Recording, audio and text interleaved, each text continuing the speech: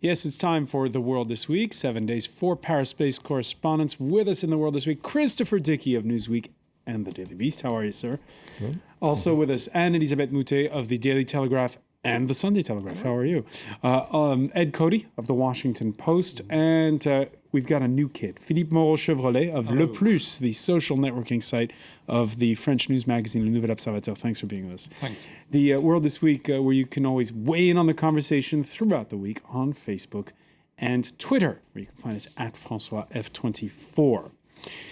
Here it comes. Sunday's French presidential election runoff. The last polls ahead of the close of campaigning Friday midnight put socialist frontrunner François Hollande between 5 and 7 percentage points ahead of conservative incumbent Nicolas Sarkozy. That's outside the margin of error. The left, which hasn't won a presidential election in this country since 1988. Victory. I can see it. Victory, it's coming. Victory is at hand. Your victory. We must be determined. We must, you must, impose your freedom.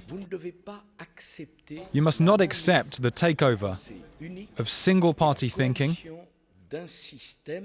and a politico-mediatic coalition designed to prevent you from choosing the path to be chosen for France for the 5 years to come. Christopher Dickey, are you part of that media plot that against the UMP candidate? Interesting that the lashing out, we've seen it go crescendo on the campaign trail from the part of the right during the week. Well, I don't think I'm part of it, no. Although I've written a lot of negative articles about Sarkozy reflecting the general opinion that exists here in France among many people. But, I think he's terribly on the defensive now. I think that he thought that he would be able to make a comeback, and he really is flailing around. You have the feeling that he's just grabbing in every direction for any idea, anything that'll put him ahead. I mean, he's been courting National Front voters, for instance, very conspicuously. All of a sudden this morning, he says, well, the National Front, it's sort of like a small family business, and I don't need the Le Pens, and... Okay, I can see that he doesn't want the Le Pens, but it's also insulting to the voters. It has really a smell of desperation to it, and it's not just the media that he's looking at as people who've done him in. Anne-Elisabeth Moutet, 2 weeks ago, you were saying he still had a shot. How about now? Oh, I think he's got a smaller shot. I think it's not entirely done, but I think definitely, it's long odds that you're getting at the bookies in London on Sarkozy. So anybody betting on Sarkozy will make a killing. But so I think he is hitting all of his targets in some sort of desperation. So, there was the National Front. He's trying to get the centrists back. I'm probably the only person who thought that he actually did very well at the debate. So I'm in a large tiny minority on this one. I think the debate was not about making your own supporters happy. I think the debate was about swinging the people who hadn't decided which way they were going to vote yet. And he kept his cool. He was reasonable, and he let himself be attacked by Hollande, who had decided to shed the Mr. Nice Guy personality. And in this slugfest, in terms of your people, saying, he bloodied the nose of Sarkozy, this is excellent. But in terms of getting swing voters, there's a possibility. Christopher was quoting just before we started the program a figure of 17% of people who decided, Bayrou voters who decided that they would vote for Hollande, who decided not to vote for Hollande after the debate. Every single one of those voters, exactly whom Sarkozy needs to finally scrape through in a miracle tomorrow night, Sunday night. Will he succeed? Not so sure, but he's trying. He's trying. You mentioned the debates. On the night of the first round, Nicolas Sarkozy calling for 3 of them instead of 1. That was rejected. But you could say no matter. The 2 candidates packed more punches in the one and only face-off Wednesday evening than arguably in all of the previous French presidential election dates combined, dating all the way back to 1974. Si dans votre campagne, ça tombe un peu mal votre dernière sortie. Vous n'avez pas parlé dans votre projet? On va y venir, mais sur la croissance, vous l'avez mis... Philippe Moreau-Chevrolet, no translation required on that particular segment that we just heard. Do you agree with that, Elisabeth, that there's the exit polls after the debate, but maybe the impact of the debate is something that's felt a little bit later on? I don't think that the debate will change anything. Regarding the vote, it never changed anything. We never had any debate changing the outcome of an election. It never happened, so we didn't expect any miracle from this debate.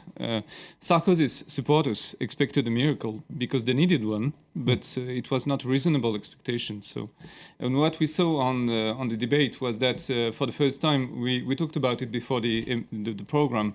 For the first time, Sarkozy was dominated in a debate by somebody else. It never happened in 5 years, mainly because he never debated with anybody as aggressive as Hollande was on Wednesday night, but also because he never was so much in retreat. You know what I mean? He was not aggressive. He was submissive in a way to Hollande. It was very surprising to see that he didn't fight back. I think he didn't want to fight back. I think it was a bit like Ségolène, but in a different way. He didn't want to be, he's the one who's slugging at people, because his reputation is to be the one who shouts, piss off someone at the Salon de l'Agriculture.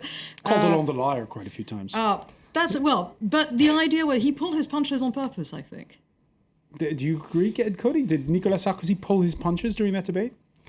Well, it seemed clear that he set out to look calm and not look like a bully. But on the other hand, pulling his punches might be a little bit more than the facts, because if there was one factor, one real issue in that election, it was whether François Hollande was going to be smashed by Sarkozy. He could have lost the debate by being smashed, by simply being overcome by Sarkozy, and that just didn't happen. So from that point of view, was he deliberately pulling his punches? I'm not sure.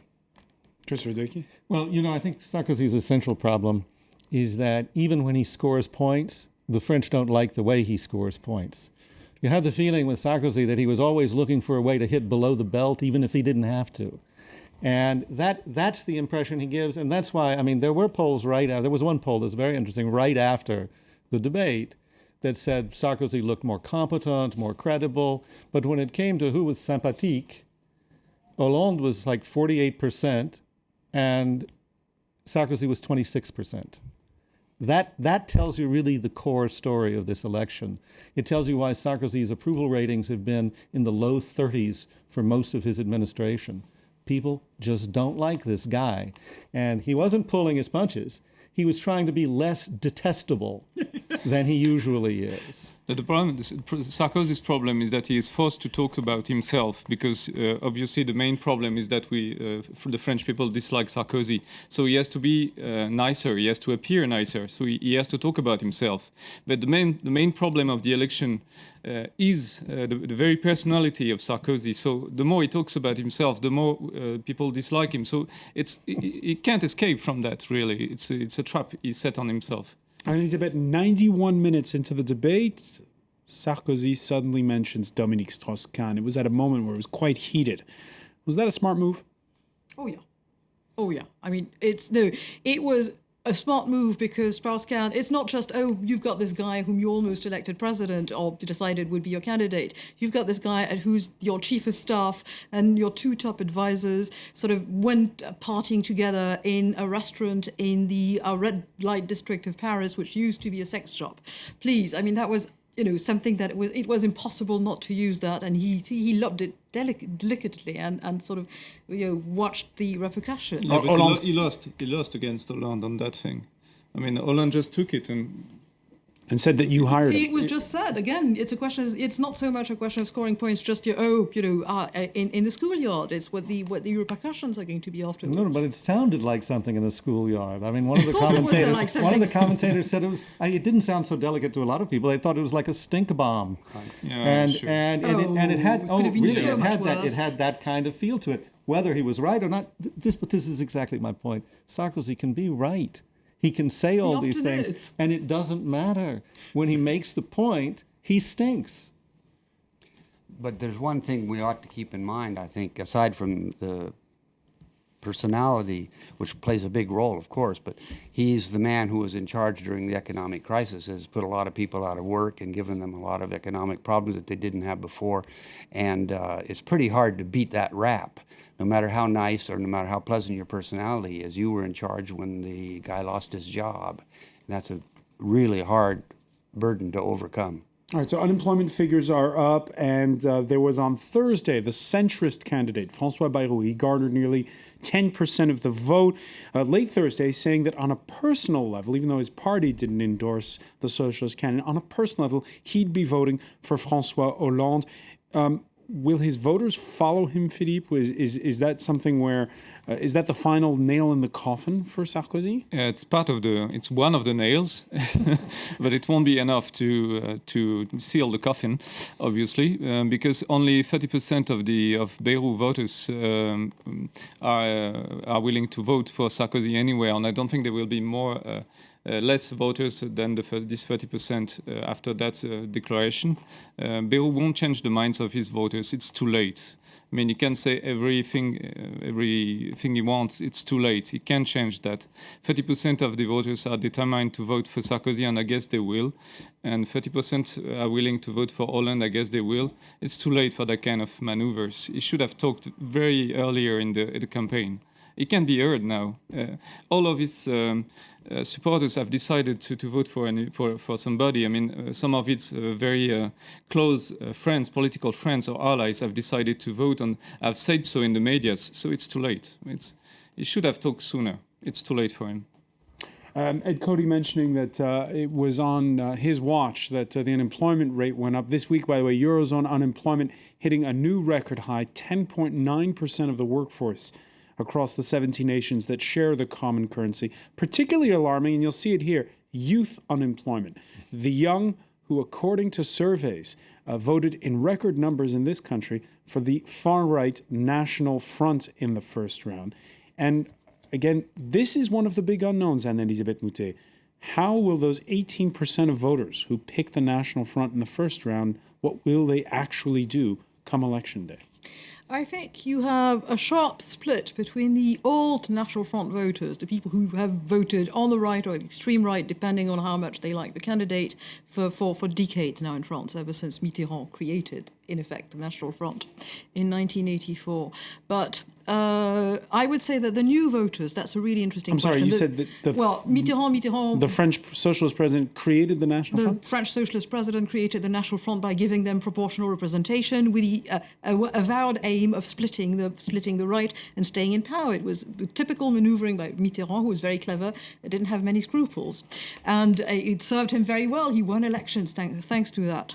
And then, of course, not only did he win elections, but said, look, they are allied with the devil. And if they were not allied with the devil, they lost. So it was wonderful. It worked very well for quite some time. But the thing is, you now have those new voters, and they are a combination of the fact that there's an economic crisis and they're in despair and they're young people, and at the same time that Marine Le Pen is less toxic than her father, that she has changed her economic tack to have, in effect, a platform that's more or less like the extreme left, of anti-capitalist, to get out of the euro, etc., etc. So will these people vote for Sarkozy? Probably not. The old-fashioned ones, the one who listened to Radio Courtoisie, the sort of dyed-in-the-wool French rightists, I should say that the huge majority will vote for Sarkozy because they do not want to see Hollande in. What's your reading of this, Christopher Dickey? Well, I thought it was interesting, actually, to listen to Hollande on various immigration questions and to see that he was trying not to totally alienate the Le Pen voters. And he was very uncomfortable in that role. Blue-collar voters. Yeah. Again, a lot of them young, a lot of them unemployed. But the core issue for the National Front all along has been immigration. And a lot of times it's been treating the immigration issue with very thinly disguised xenophobic, even racist rhetoric. Now, Sarkozy has played to that game in some of his campaign ads recently. But you also have Hollande coming out and talking about how illegal immigrants are a big problem in this country. They are a big problem in this country, but he was hitting notes that you would normally have expected he talked he'd about stay halal. away from. He talked about halal. He He thought talked about the burqa. There was a moment when they were competing to see who was going to be toughest on women who wear the burqa. Well, there are maybe 3,000 women who wear a burqa or full veil in this country, and there are at least 3 million Muslim women in this country. So what kind of problem is this? It is pure symbolism, and Hollande was playing to it because he wants those. And what voters he can Ségolène. get. He sent out Ségolène, his former partner and the previous candidate in the previous presidential election, and she went out cooing to the National Front electors, saying that one ought to listen to their suffering. And it was, it was a beautiful performance. The 6.4 million people voted for and the the main National problem Front. is that it's not only they are not only racist, or I don't know, they are not. They are poor people. Obviously, the National Front is the main political party regarding workers in the workers' vote. They gain the most workers' vote, More than the communist more than far the left. by far. We have we see the birth of a new political culture. It's a new political culture. We have no homes where the father and the mother are actually voting for Le Pen, which was not the case before Marine Le Pen took power. Before Marine Le Pen came, it was much more only the man was voting for Le Pen. The wife was not voting for Le Pen, didn't find it attractive at all. Now that Marine has come, both are voting for Le Pen, and so we can see that this is a new thing for the French politics.